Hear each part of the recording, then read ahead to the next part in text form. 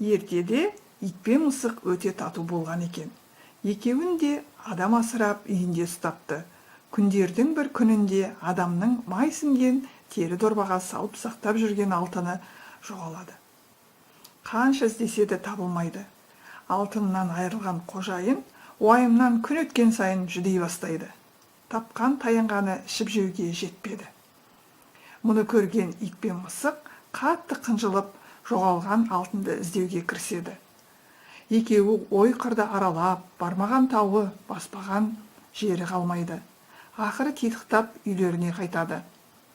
Ит пен мысық ұнжырғасы түсіп, үнсіз келе жатқанда кенет қожасының май сіңген дорбасының иісі мұрындарын жарып жібере жаздайды.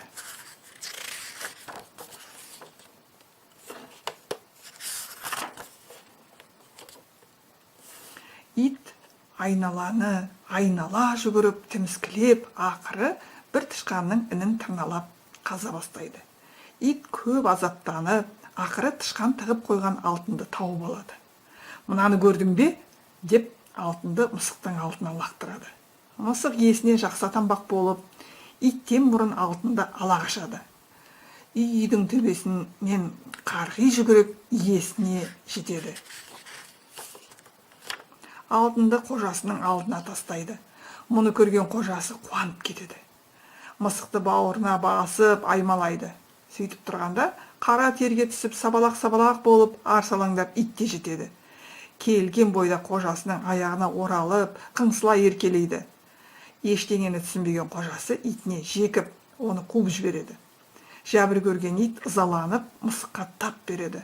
Бұны көрген қожасы екеуін зорға арашалап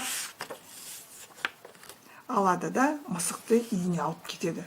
Сол күннен бастап итті үйіне жолатпайды. Міне, содан бері ит пен мысық бір-бірімен араз болып қалыпты. Мысықтың тышқанға өштесуі де сол күннен басталыпты.